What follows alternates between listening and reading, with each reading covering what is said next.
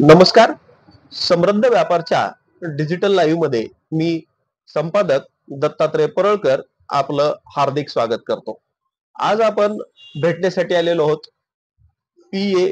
पाठारे सरांना आणि हे कृषी विषयातील खूप मोठे तज्ञ आहेत आणि आज त्यांच्याकडनं आपण जाणून घेणार आहोत आजची जी तूर आहे तुरीच्या जी अवस्था आहे आज की फुलामध्ये आलेली आहे त्याला आपण फ्लोऱ्यात आली असं म्हणतो. तर त्यावेळेस फ्लोरा गळला नाही पाहिजे आणि त्यावर जे कीटक बसतात त्या कीटकाचं काय व्यवस्थापन, कीटक व्यवस्थापन आणि फुलोरा न गळणे या दोन विषयावर आपण आज सरांकडून जाणून घेणार आहोत. सर आपला परिचय द्या.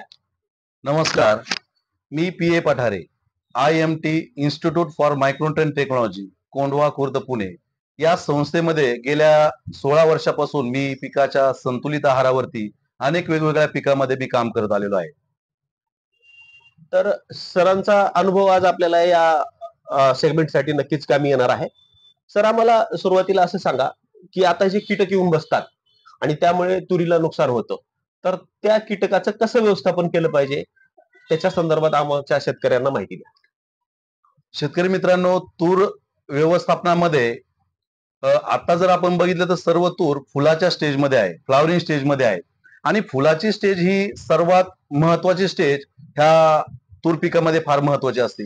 या फुलाच्या स्टेजमध्ये सर्व शेतकऱ्यांनी जाणीवपूर्वक त्या फुलाच्या स्टेजमध्ये आपण लक्ष द्यायला पाहिजे. बरोबर. व्यवस्थित जर त्याचं प्रिव्हेंटिव्ह आपण जर नियोजन जर केलं तर नक्कीच फुलाचं फळांमध्ये शेंगांमध्ये रूपांतर होईल आणि आपल्याला उत्पादन चांगलं निघेल. सर्वप्रथम आपण जर बघितलं तर तुरीच्या फुलांची गळ का होती याच्या मागे एक 4-5 कारण आहेत.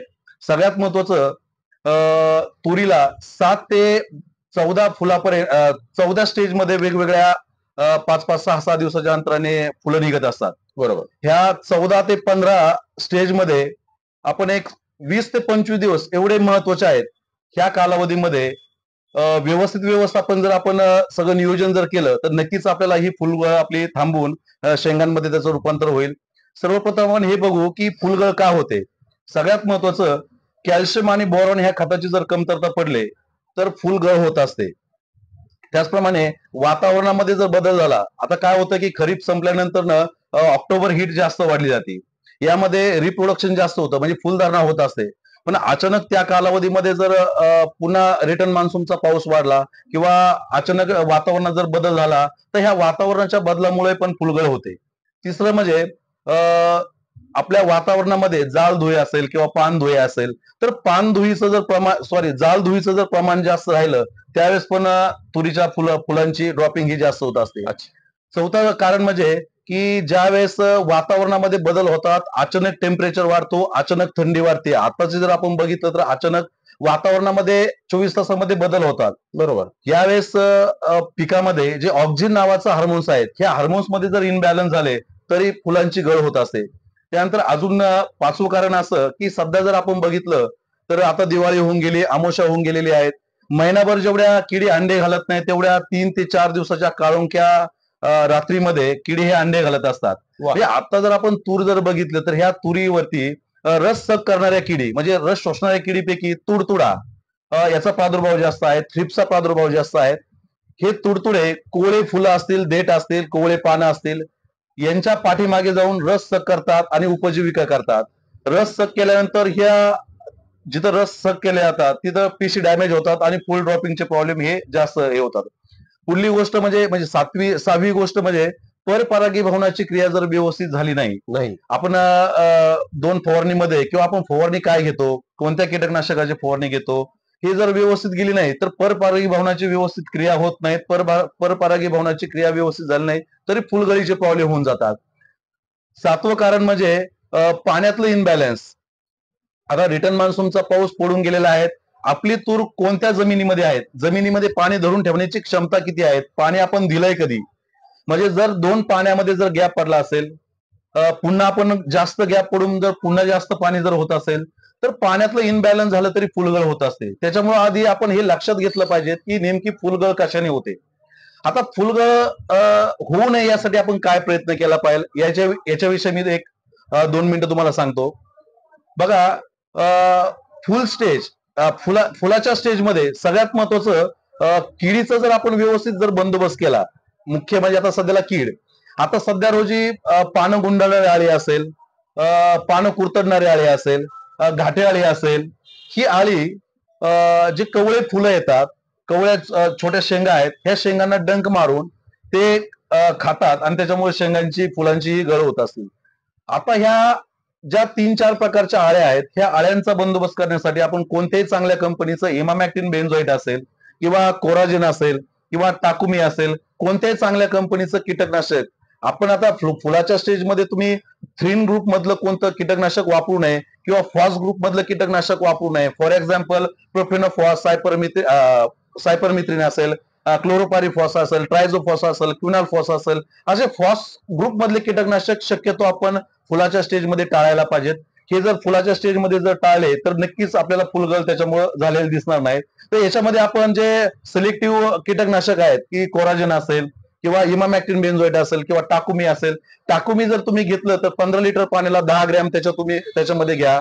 आणि रस शोषण किडीमध्ये सध्याला आपण जर बघितलं, अनेक शेतकऱ्यांचं त्या तुरीकडे लक्ष नाहीत, म्हणजे रस शोषण किडीकडे लक्ष नाहीत, फक्त आळीकडे लक्ष आहे.